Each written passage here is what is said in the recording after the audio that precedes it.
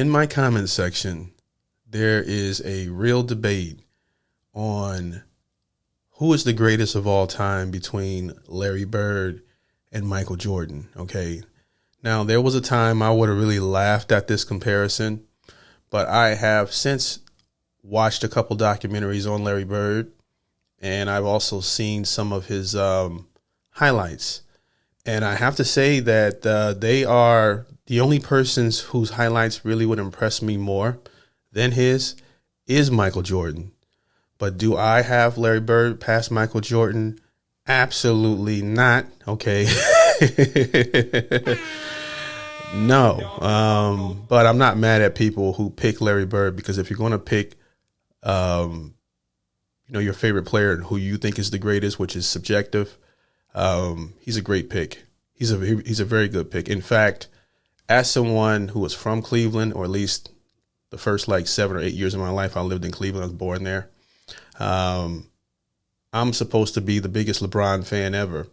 And I think that LeBron James, I know this is a controversial opinion, would do good in any era, even Larry Bird's era. I think that the reason why he gets, people hate LeBron because he flops and all that other stuff, and he's a big crybaby on the court, things of that nature, so I can see why people don't like him, but he gets away with it.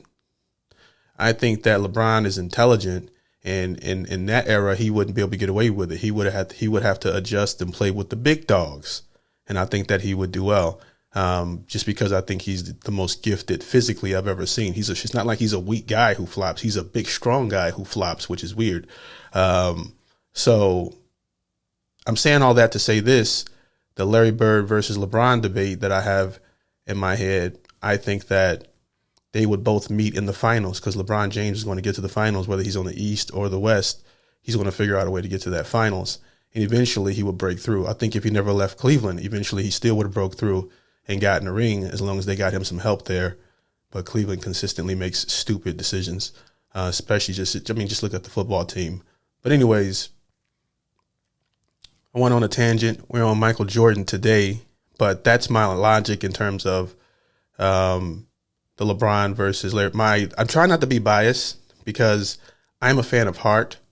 And even though I liked watching LeBron play and dominate basketball, especially in his younger years, I was a bigger fan of Dwayne Wade because of Dwayne Wade's heart. Now, to me, Dwayne Wade is not as gifted as LeBron James is, but he plays like he's bigger than LeBron James, especially in his prime. So even for Cleveland, I'm like, I prefer his game, but still a fan of LeBron as well. I'm not hating on him by any means. I think that he's one of the greatest, but I'm not mad. I mean, my taste would pick Larry Bird, like my specific taste in terms of who I think is greater. But if I was a GM and I had to, in this fantasy world, and I had to pick between the two, it would be a tough pick. It would be a tough decision for me, because LeBron James never gets injured. He's not going to have those back issues. You know what I mean? So, but anyways, let's get on Michael Jordan, because I do need a reminder of why I think he's the greatest, because I did see a few years of his championships.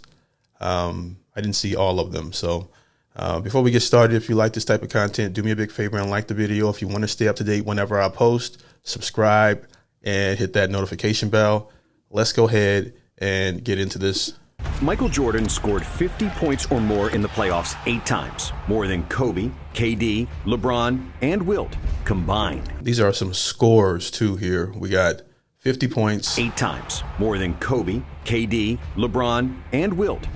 That's what.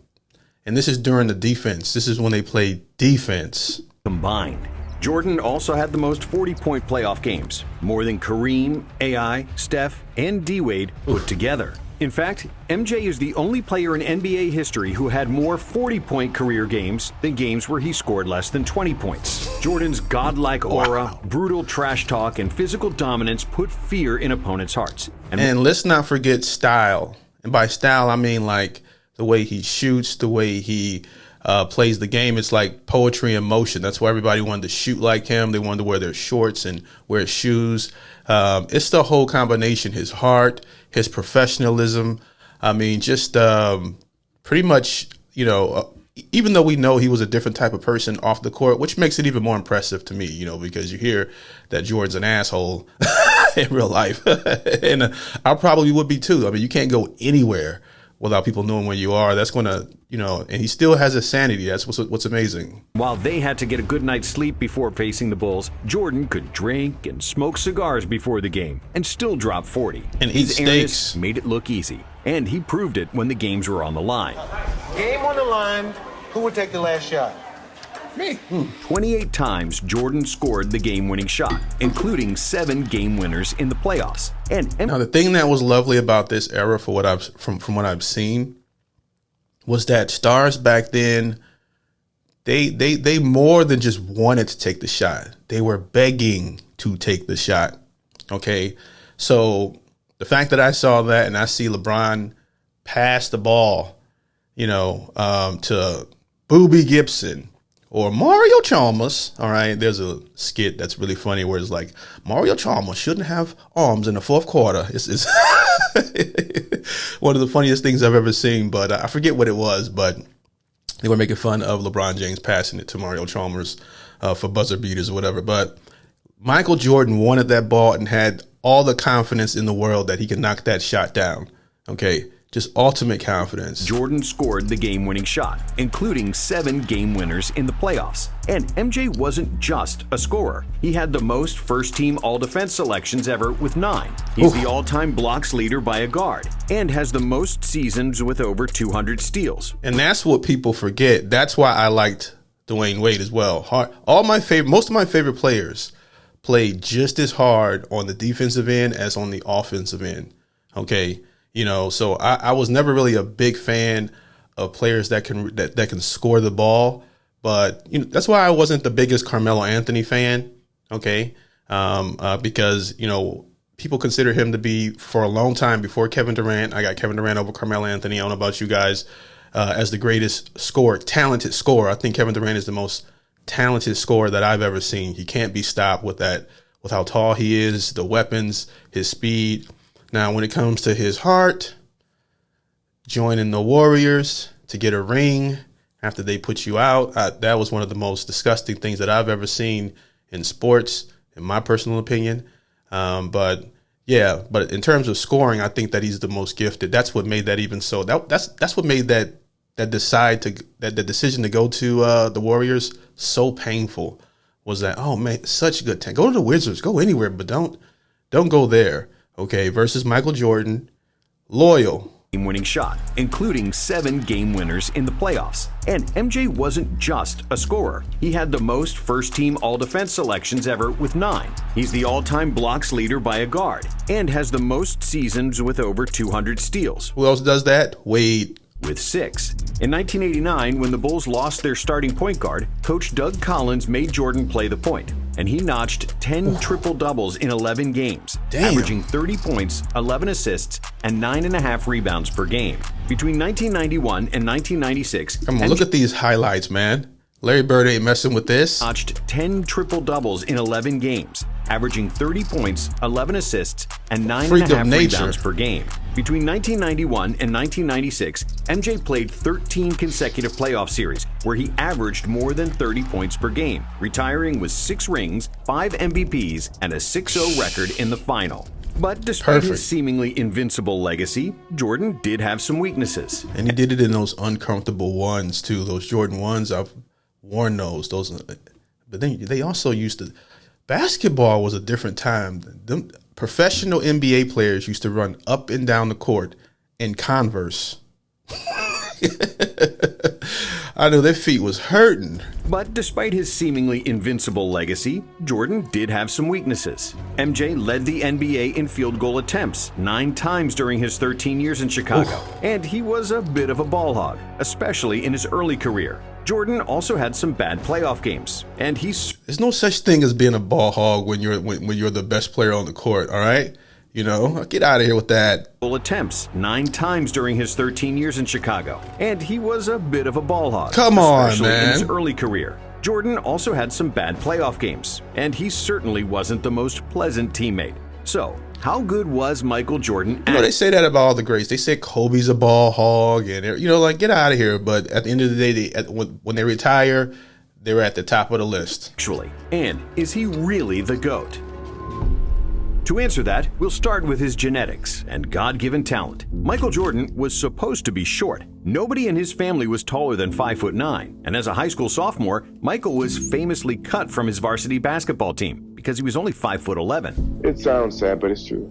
However, the Jordans were blessed with supreme athleticism. Just look at Michael's older brother Larry, who could dunk at 5'8". So when an unexpected growth spurt pushed Michael to 6'6", that was his brother?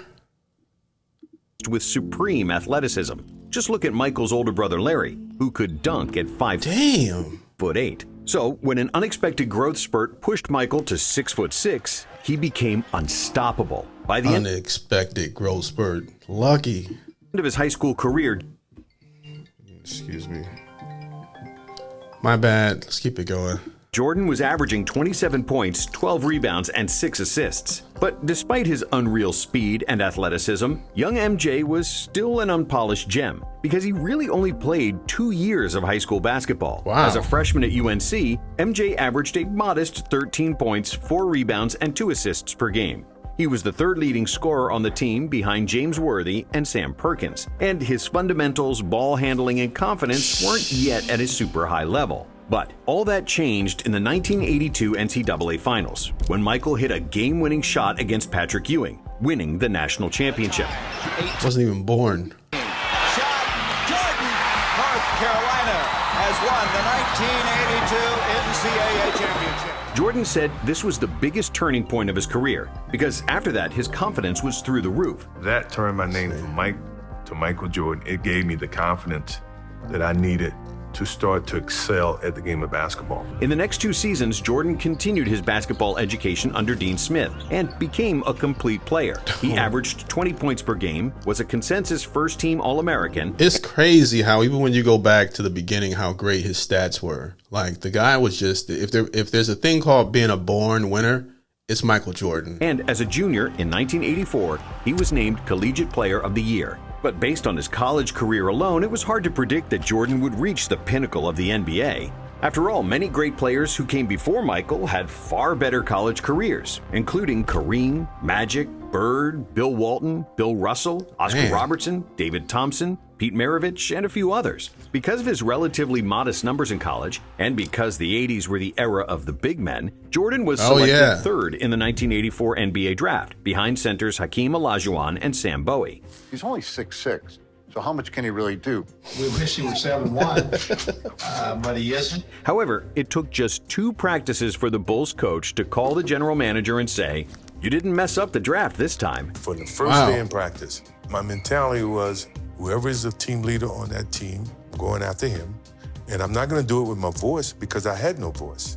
I have to do it with the way that I play. When's the last time you heard somebody talk like that? You know what I mean? Like, excuse me here.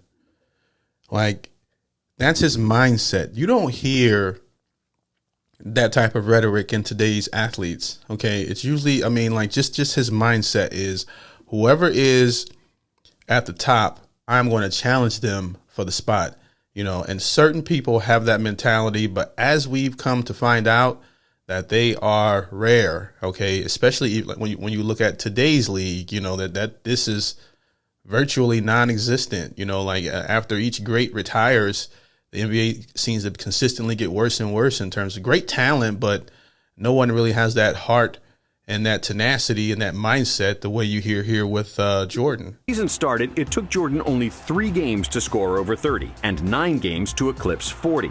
By the end of the first month, it was obvious that Jordan was supposed to be the first overall pick. While Olajuwon looked like a star, Jordan was more like a supernova because there was nobody in the league faster than him. It seemed almost unfair how he blew past opponents with just a single step who had no answer for his drives to the basket. Beautiful. On top of his speed, Jordan was also the most athletic player in the NBA with an unmatched vertical jump and hang time. When he drove to the cup, it looked like he was a fighter jet, and his quickness served as a runway for his vertical takeoff. When MJ raised up for a jump shot, it seemed like nobody was ever guarding him because the laws of gravity didn't seem to apply to Michael.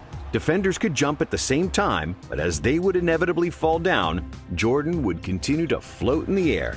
And I imagine after that kind of changed the way they started drafting players. They were looking for players that had ups. Shoot completely unbothered. How's the transition been from college to the NBA? Well, I think it's been pretty easy. Thanks to his high-flying feats and insane dunks, Jordan quickly became the most popular player in the NBA. So it only made sense that in 1986, he got voted to the All-Star game, despite playing just 3 games up to that point due to an ankle injury. And that same year, in the playoffs, he set a playoff scoring record with 63 points against Boston. Unstoppable. It was an incredible playoff performance. I've never seen it before, and I had never seen it after. That wasn't Michael Jordan out there. It was God disguised as Michael Jordan. As if MJ wasn't doing enough already, in 1987, MJ led the NBA in scoring with 37 points per game, which was and remains the 5th best score. That was beautiful.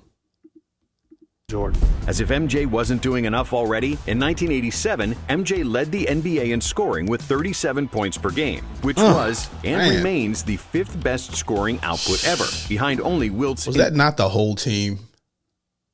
Or at least 4 of them. In 1987, MJ led the NBA in scoring with 37 points per game, which was and remains the 5th best scoring output ever, behind only Wilt's insane scoring feats of the early 1960s. I just want the franchise and Chicago Bulls to be respected as a team. It's very hard for something like that to happen, but it's not impossible. Meanwhile, Jordan was miserable.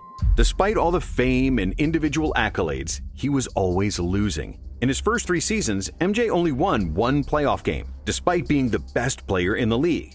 But after the Bulls GM Jerry Krause drafted Horace Grant and Scottie Pippen, his life would change forever. In 1988, MJ averaged 35 points on 54% shooting, with 6 rebounds and 6 assists. My goodness, 35 points, 54% from the range.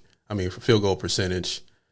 Just wow, averaging. Winning his first career MVP. Because he also led the 6 I didn't watch rebounds any and of these 6 years. assists, winning his first career MVP. Because he also led the NBA in steals with 3.2 plus 1.6 blocks per game, Jordan won the Defensive Player of the Year. And he is still one of only 5 players ever to win Defensive Player of the Year and MVP. And after the 1988 dunk contest against Dominique Wilkins, which is considered by many to be the best of all time, some people already started calling him the best player they have ever seen. Wow. While he was playing, by the way. But none of that mattered, because the most important thing to Jordan was winning. And now with... That's another element to the difficulty of players of old, was people bought tickets knowing they were about to see something incredible because he just did something the other day and he repeated it.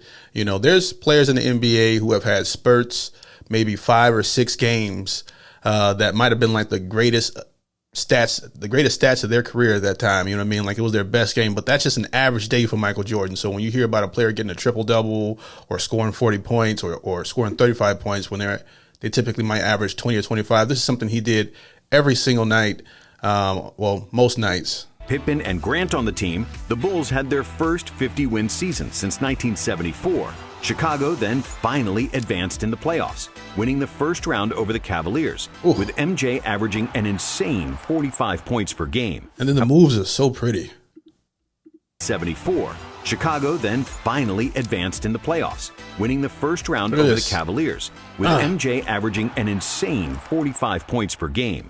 However, in the second round, a more experienced Pistons team defeated the Bulls pretty easily, 4-1. It was proof that individual greatness doesn't translate to playoff wins. A lesson before there was Hack a Shaq, there was Hack a Jordan. Jordan had yet to learn. But that didn't make him any less entertaining to watch.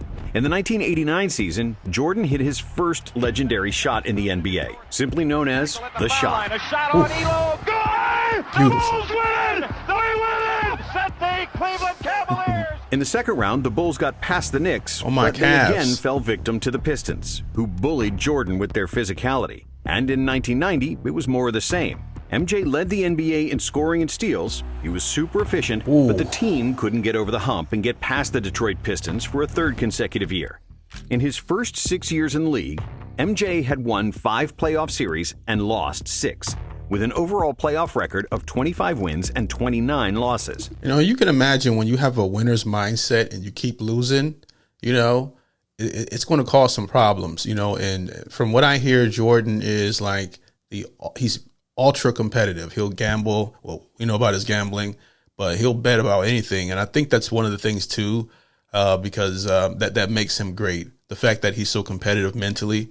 So this is probably why we don't see that specific mentality as often, because when you know a few things about Jordan in terms of how competitive he is, then it makes sense. So after that third loss to the Pistons, the media started doubting Jordan, questioning his ability to play team basketball, and wondering if he was only concerned about himself and his numbers. And in a way, they were right. In the 80s, he was often trying to score out of double or even triple teams, ignoring his wide-open open Steve Kerr and all of them. In 1989, he was a capable passer, averaging a career-high 8 dimes per game. But Jordan always looked to score first and pass second. It's not that he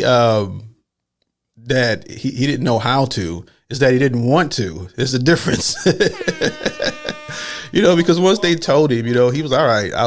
I'll get 8. I'll get 8 assists, 10 assists if you want. Forget it. 8 dimes per game. But Jordan always looked to score first and pass second. And he wasn't like Magic, Jokic, or Doncic, who manipulate defenses with their eyes and fake defenders into wrong coverages. Ooh. Jordan's passing was more reactive. He got rid of the ball only when he saw that somebody was wide open. Smart. And since Jordan was like a black hole that sucked all the defensive attention, when he did opt to pass, it was usually for an easy dunk. Or an but assist. Despite MJ's ridiculous scoring that's numbers, nasty. the Bulls' offense Not the ball slamming off his dome. usually for an easy dunk. But despite MJ's ridiculous scoring numbers, the Bulls' offense was always average during the 80s, and they were actually at their best in 1986, when Mike missed 80% of the season due to an ankle injury. It wasn't until 1990, the arrival of Phil Jackson and the emergence of Scottie Pippen, that the Bulls' offense cracked the top 5 in the NBA. Pippen's passing and pushing the ball in the open court created lots of space for Jordan, who could finally trust someone else to make plays for him consistently. But Pippen's value was maybe even more pronounced on the defensive end. With an enormous wingspan, agility, and a motor to cover multiple players on one possession.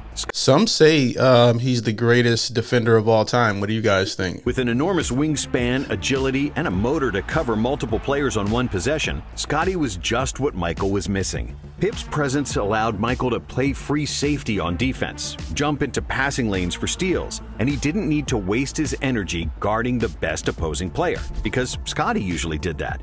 And after agonizing defeats against the Pistons, MJ decided to bulk up, which was unprecedented at the time. Players didn't spend much time in the gym, and if you look at all the players in the 80s, they looked lean, but hardly anyone was super muscular. So when MJ returned for the... So was that another trend that Jordan started that I'm not aware of, where he started players actually...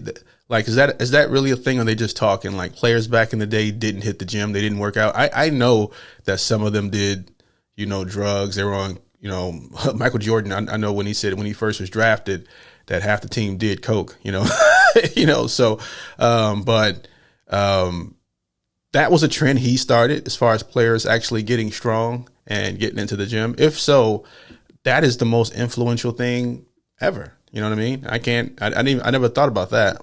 At the time, players didn't spend much time in the gym, and if you look at all the players in the 80s, they looked lean, but hardly anyone was super muscular. So when MJ returned for the 1991 season, he was still super quick, athletic, and could contort his body in the air like no one else. Man. But this time around, he was also much stronger, Ooh. which allowed him to absorb contact better and bully smaller players with his size. What also helped Michael was the arrival of... So basically what they're saying is, because he got bullied by the Pistons, his logic was, I'm going to get bigger and stronger in the gym so that they can't hit me the way that they used to. I can bully them. Think of that mindset, okay? Think of that. But this time around, he was also much stronger, which allowed him to absorb contact better and bully smaller players with his size. What also helped Michael was the arrival of coaches Phil Jackson and Tex Winter, who instituted the triangle offense, which was based on cutting in open spaces and playmaking out of the post. If executed properly, the triangle was believed to be the most optimal offense to optimize spacing. MJ didn't have to bring up the ball all the time and force his shots, and he was receiving the ball closer to the basket, where he'd bully smaller defenders and dominate like never before. Even though Jordan was phenomenal from the moment he stepped into the NBA, in 1991, that was nasty. Where he'd bully smaller defenders and dominate like never before. Even though Jordan was phenomenal from the moment he stepped into the NBA, look at that. In 1991, he was at his best, and he won his second MVP award. The 91 Bulls had the best offense in the NBA, and they crushed the opposition in the Eastern Conference. They swept the Knicks, beat the 76ers in 5, and then finally got their revenge against the Pistons. This time, it wasn't even close, as Detroit was on the decline after 3 straight NBA Finals trips, while the Bulls were ascending. MJ swept Isaiah and the Pistons, who famously left before the final buzzer of Game 4, refusing to shake the Bulls' hands. We finally got over the hump of it. It's one of the reasons why I've never really been a big fan of those Pistons players, because, you know, it's not just the fact that their logic was to prevent him from being able to score by taking advantage of the rules and fouling him and trying to injure him in his career. But even after that, after all of that, they walk off early, you know, so you double down on your nastiness in this case. So that's why I've never been a fan, even today, of his interviews or just a fan of him in general. Losers mentality, we were starting to become a winning franchise. And, you know, this guy was a limit. But in the NBA Finals, another legend awaited, Magic Johnson. And it seemed like the 5-time NBA champion still had the upper hand when the Lakers defeated the Bulls at home in Game 1. That is, until Phil Jackson made the adjustment to have Pippen guard Magic, which turned the series around. And in Game 2, Jordan dazzled the world with another iconic move, switching hands midair to score an acrobatic layup. Beautiful. One of the most memorable layups. Also an off question, because I was thinking about the best defensive players that I've ever seen play. I think it's Scottie Pippen, and if I had to give it to number 2, maybe even number 1, you guys tell me Ben Wallace or Scottie Pippen. You know, you got to think, Ben Wallace didn't have any offense. Most of his game was just defense and rebounds, you know what I mean? But he's one of the, when I say greatest defenders, between him and Scottie Pippen, I'm trying to think of who else would even come close. I wouldn't even put Gary Payton near them, but that's just me. You guys let me know what you think. And then, crazy enough, LeBron James, you know, in terms of depending on what year you get LeBron James, because there was a time where he can guard anyone on the court, from the big man to the point guard, and keep up with him, you know, if he wanted to. Although his mentality wasn't always to play that way, especially in his later years. But I remember the time when he can guard anyone on the court. Okay, so I would have him up there as well. The Bulls won the next 4 games, and at last, the championship. Jordan's hunger for an NBA ring was finally satisfied. Throughout the playoffs, MJ averaged 31 points, 8.5 assists, 6.5 rebounds, 2.5 steals, and 1.5 blocks, shooting a career-high 56% from the field. Jordan is the most talented player in the NBA, by far. And the 1992 season was a continuation of peak form for Jordan and the Bulls. Another scoring title with super efficient shooting, first-team all-defense, and another MVP for his airness. Both sides of the ball. Once again had the best offense in the NBA and won a franchise record 67 games. That's another place where he beats Larry Bird, is that he plays on both sides of the ball and gets awards for them. Chicago reached the finals against the Trailblazers, and the media pushed the narrative that Clyde Drexler was better than Jordan, because Jordan is not a good outside shooter. So MJ responded by nailing 6 threes and 35 points in the first half of Game 1, which was a finals record for both threes and points and a half, in what will forever be remembered as the Shrug game. Shrug. And even though Portland tied the series at 2 apiece, the Bulls were just too good, and they won the series in 6, with MJ. Never tell Jordan what he can't do. He just chooses not to do them. 2 apiece, the Bulls were just too good, and they won the series in 6, with MJ averaging 36 points in the finals. After the second finals and the Dream Team experience in Barcelona, Pippen and Jordan came into the '93 season with an empty tank. The Bulls weren't as dominant in the regular season. But even though he was tired, MJ still led the NBA in scoring, which was his 7th scoring title in a row. And he also led the league in steals. Chicago made it to a 3rd consecutive finals, where they faced league MVP Charles Barkley and the Phoenix Suns, the best team in the regular season. Barkley was also the best player on the Dream Team, and when he won the MVP, many people believed that he could be an even better player than Michael, which... Now, I ran into a debate on social media. They were debating the greatest power forwards of all time, if you consider Charles Barkley to be a power forward. And, the debate was that Charles Barkley doesn't even make top 5. Okay. When you consider, all the, how the power forward is just a loaded category of all great players, So you guys let me know, where does he rank? Does Charles Barkley rank in your top 5? I know he's in my top 5 most likable. I kind of overall like the guy. I think he's funny, and he's been great as a commentator. And he's always been one of my favorite power forwards because he's an undersized power forward that plays like a big man. So that's why I've always enjoyed. From what I've seen him play. I didn't watch Charles play in his prime. Pissed off Jordan. But because of the Suns' inexperience and Barkley's nasty elbow injury, the Bulls won the first 2 games on the road, and it seemed like it would be smooth sailing to the next title. However, the Suns weren't going away that easily. They won games 3 and 5 in Chicago, and they could have won game 4 too, if it wasn't for Jordan. That motherfucker would not let me win that game. Who buried the Suns with 55 points, the 2nd highest scoring game in NBA Finals history. And Michael just outplayed me. That was probably the first time in my life that I felt like there was a better basketball player in the world than me, to be honest with you. Wow. After 5 games, it was 3-2 for the Bulls, but the remaining 2 games were to be played in Arizona. In game 6, that's what I like about Chuck, is his brutal honesty, whether he's wrong or right. The Suns had the lead throughout the 4th quarter, but Jordan kept the Bulls in the game, and everybody expected Jordan to take the final shot to tie the game. But MJ wasn't the same stubborn player as before, and he gave up the ball early to set up an open shot for John Paxson.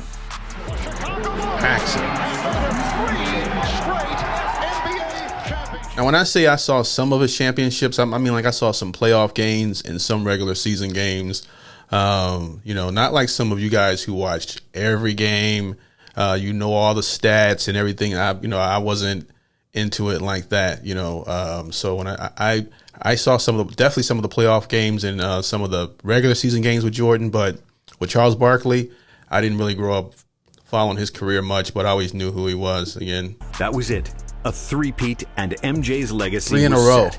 Jordan finished the '93 finals with averages of 41, 8, and 6 on 51% shooting and 40% from 3. And this wasn't even his best playoff series statistically. MJ was on the top of his game, and his basketball IQ, winning mentality, and physical dominance all synced in perfect harmony. Well said. Jordan showed his otherworldly ability to beat an opponent one-on-one, separate double teams. He used to do these goofy looking, they look dope, but goofy looking shots that he would just make up. I think he's just playing around. And showed his otherworldly ability to beat an opponent one-on-one. Like, that's not even necessary. Separate double teams, attack the rim, but also to find open teammates. If we compare the 1993 Jordan to his early NBA years, the growth was evident. When it was needed, he was pressing full court defensively. When nobody could score, he recognized it and carried the Bulls. And when he got doubled, he gave up the ball without trying to be a hero. In terms of basketball skills, Jordan was physically a much stronger player who became a master of footwork and post-up game. When he reached the desired position with his back to the basket, he'd turn and stay in the post-up game. When he reached the desired position with his back to the basket, how many people do that move now? He'd turn and stay in the air for what felt like an hour longer than his opponent, only to hit a patented turnaround jumper clean as a whistle. The memories of anyone doubting him were long forgotten. Everybody knew he was the best player alive, and many believed after that three-peat, he was already the best of all time. My love for this game is strong. I'm going to be here as long as my love is strong, Jordan told reporters after the finals in a champagne-soaked locker room. However, just 1 month later, his father was killed. And yeah, it's a horrible thing with his father passing. The thing with Michael Jordan is that it's really hard to do these like repeats, okay, back-to-back championships when, you know, you got to think of how often that actually happens in any sport. You know what I mean? It does happen. Like we've seen it happen, I believe, with like maybe the Spurs and the Lakers or whatever. But for the most part, it doesn't happen that often. You know what I mean? And people know the other team is planning for you, and they still can't stop you. All right. That's what, to me, is like, this is so many things impressive about this journey that Michael Jordan was on here. Jordan retired from basketball for a year and a half. The love for basketball was put on hold. I had him for 32 years, you know, and he taught me a lot in 32 years. You know how many kids get that opportunity? Very few.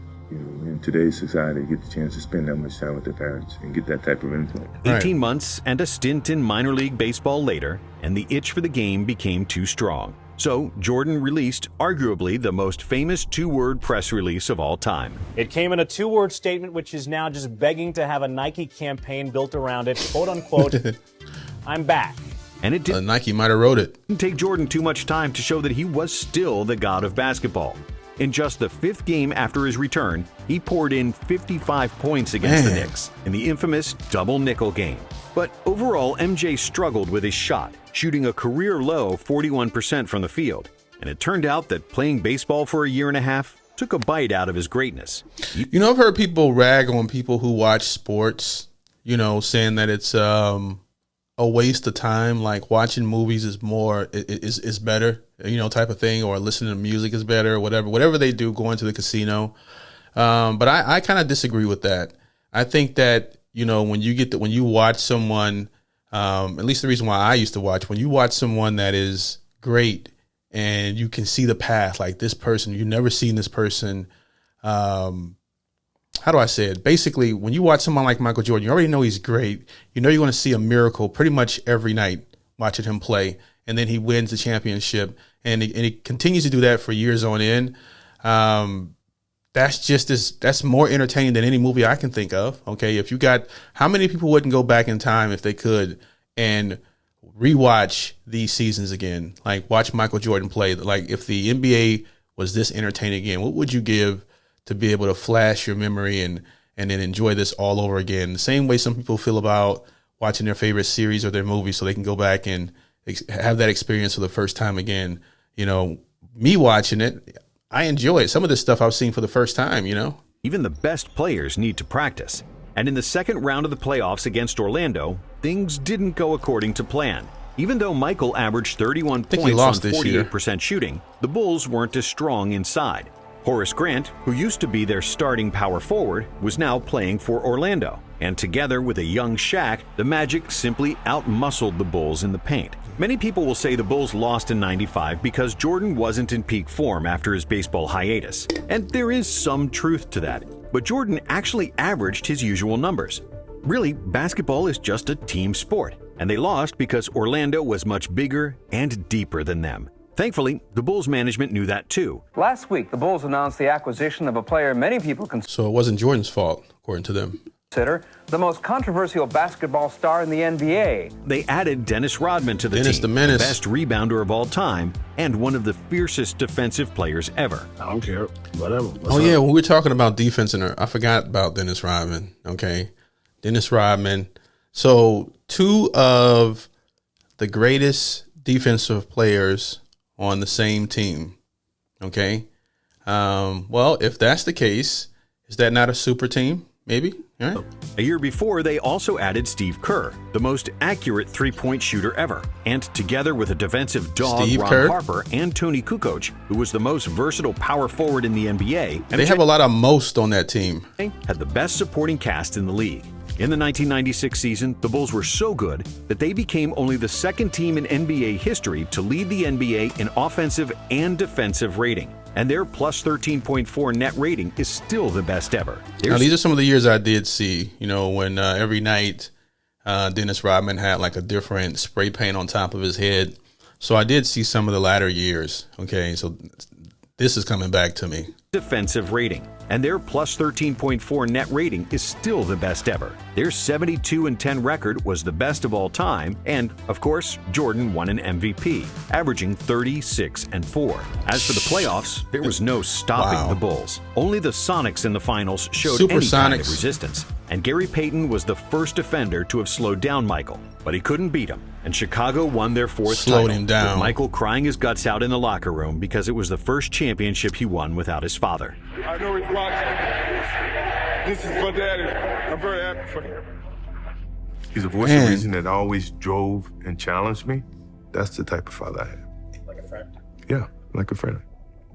And when the 1997 season started, the Bulls continued to rule the NBA. With 4 Hall of Famers, the most accurate three-point shooter of all time, and other excellent role players, no team could match up with Chicago. Running the triangle like a well-oiled machine, the Bulls dominated the regular season with 69 wins, and getting to the finals seemed like a walk in the park, as they only lost 2 games in 3 playoff series. But in the finals, it wasn't that easy, because they played the formidable duo of Stockton and Malone and the Utah Jazz. Karl Malone. This series would be remembered by the infamous flu game, where Jordan suffered from food poisoning and had a fever before the pivotal Game 5 when the series was tied. Man, NBA Live was so fun during this era, you know, playing with the Jazz or with Jordan. I think I was still playing live at this time.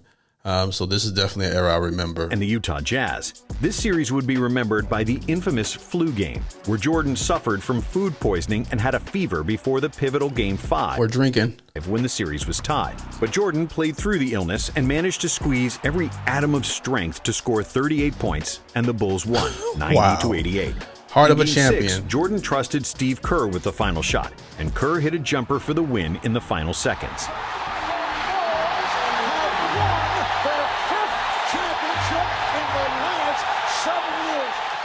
However, when the 1998 season started, the Bulls were running on fumes. Pippen had injury problems and disputes with management, and Rodman was more reckless than ever. But he still had Michael. Even though he wasn't as athletic as before and his efficiency decreased, Jordan was still capable of winning games by himself. The Bulls finished with 62 wins despite Pippen missing half the season, and that's why Jordan was named NBA MVP for the 5th time. In the playoffs, the Bulls survived the Indiana Pacers in the Eastern Finals, winning Game 7 by 5 points. And then, in the finals, Utah awaited again, hungrier than ever. In a tough defensive series where neither team scored 100 points, Jordan proved his... That's just nasty. ...than ever. In a tough defensive series where neither team scored 100 points, Jordan was that, proved his Ostertag? clutch factor. 5 points. Is he a And then, 7-footer? In the finals, Utah awaited again, hungrier than ever. In a tough defensive series where neither team scored 100 points, Jordan proved his clutch factor once again, hitting arguably the most famous shot in NBA history over Byron Russell. Open. Chicago with the lead. And that is his greatest memory. And I'm not talking about Michael Jordan. Byron Russell. Imagine that. Open. Chicago Getting with crossed. the lead. 6 championships in 8 years, with 6 awards for the Finals MVP, and Jordan achieved basketball immortality. And then leaving on the top. final chapter. What a way to close the book. After 1998, Jordan retired for the 2nd time, which was the end of his prime, and we can sum up his career with the Bulls in 3 parts. The first part being... And no, I don't count the season he came back to the Wizards. I watched it. I watched that season. It was enjoyable. I know Michael Jordan was trying to have fun, but he was still giving them young boys the business, which is a testament to his greatness. Was the end of his prime, and we can sum up his career with the Bulls in 3 parts. The first part being between 1984 and 1990, when he was easily the most athletic player in the NBA, a scoring machine, beating players with speed and leaving defenders stuck in the mud. But now imagine if he started off his career with another great player like a Tim Duncan or something like that. Imagine how many rings he would have, because he's always been great. You know, he just needed a good coach and a good supporting cast. Between 1984 and 1990, when he was easily the most athletic player in the NBA, a scoring machine, beating players with speed and leaving defenders stuck in the mud. But basketball is a team sport, and Jordan didn't have enough quality teammates around him, and those who he did have, he didn't trust. The second part was the first three-peat, when he slowed down a bit and wasn't going 100 miles per hour on every possession. MJ was then physically stronger, he became a master of all facets of the game, improved his shot, and started trusting his teammates. And then came the second three-peat, where the Bulls had the deepest and most versatile team in the NBA. The Bulls with Pippen, rookie Kukoc, and Kerr won 55 games in the 1994 season, and they played without Jordan, Rodman, and Harper, who was maybe the most underrated teammate MJ ever had. When they all got together in 1996, it was game over for the league. But having good teammates is essential to winning in the NBA, especially when you're past your physical prime. Jordan lost a chunk of his quickness during the second three-peat, but that's like when a Ferrari loses 100 horsepower. It's still faster than almost anything else on the road. And that answers the question, how good was Michael Jordan actually? Even when he wasn't at his best, Jordan was still the best player in the league. If you divide his career into 3 parts, each part would suffice for a Hall of Fame career. In his first 6 seasons, Jordan didn't win a ring, but he was the most electrifying athlete the NBA had ever seen, with unreal stats and winning all possible accolades. The first three-peat was Jordan at his best, showcasing a level of basketball that's rare and few, if any, have touched. And with his second three-peat, the Bulls won 72, 69, and 62 games in the regular season, and capped it off with 3 championship rings, losing just 13 games in 12 playoff series from 1996 to 1998. The only season of his career where Jordan wasn't the best player in the league was probably just his rookie season. Jordan was the best player in the world for over a decade, something that can be said only of 3 other players: Wilt, Kareem, and LeBron. But while Kareem's individual and team accomplishments are similar to MJ's, Jabbar wasn't the best player on his team for 3 of his 6 championships, and he only has 2 Finals MVPs compared to Jordan's 6. Wilt's scoring numbers from the 60s were impossible to reach even for Jordan, but he only won 2 titles and was constantly losing to Bill Russell. And finally, there's LeBron, who might be the most complete basketball player ever, and due to his longevity, he is the statistical GOAT. But LeBron only has 4 titles and has lost 6 times in the finals, including the 2011 dud against the Mavs, lost 6 times in the finals, including the 2011 dud against the Mavs, where he played a catastrophic series that cost Miami the championship. And that's something that never happened to Jordan. And because of his decade of dominance, a 6-0 record in the finals with But who has LeBron played with greater than Scottie Pippen? I would say, would you consider Dwayne Wade greater than Scottie Pippen? And, you know, I would say that they act like Jordan did it by himself, but Jordan had legendary Hall of Fame players on his team. You know, so it's similar to me, you know. Jordan. And because of his decade of dominance, a 6-0 record in the finals with 6 Finals MVPs, and the biggest impact on NBA popularity worldwide, it's hard to say that Jordan wasn't the greatest player to ever touch a basketball.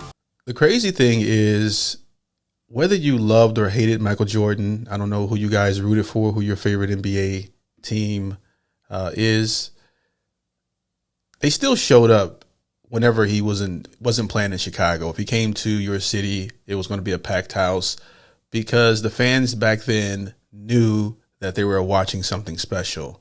And so they were watching a player they knew they would never see again. And the crazy part is, they were right. They were absolutely right. We haven't seen anything like that since. We have seen greatness, though. We have seen a lot of great players and a lot of good basketball being played if you're an NBA fan. But nothing quite like Michael Jordan, you know, especially when you consider his impact and the fact that even to this day, you know, if it's a kid who's 18 or 19 or 20 and they're an NBA fan and they watch Stephen Curry, or their favorite player is Stephen Curry, and they watch Jordan, they can't deny those highlights and his career for the most part. But that's why he makes, you know, my favorite player of all time, and I think he's the greatest. But again, this is subjective. Who's your GOAT and why? Let me know in the comment section. Also, who I should check out next. It doesn't have to be an NBA player. You know, I'm open to checking out different sports. Send me a request or leave a comment below. Like the video if you like the video. Subscribe, hit that notification bell, and I appreciate you guys for watching. Peace. Yeah! Look what I have created!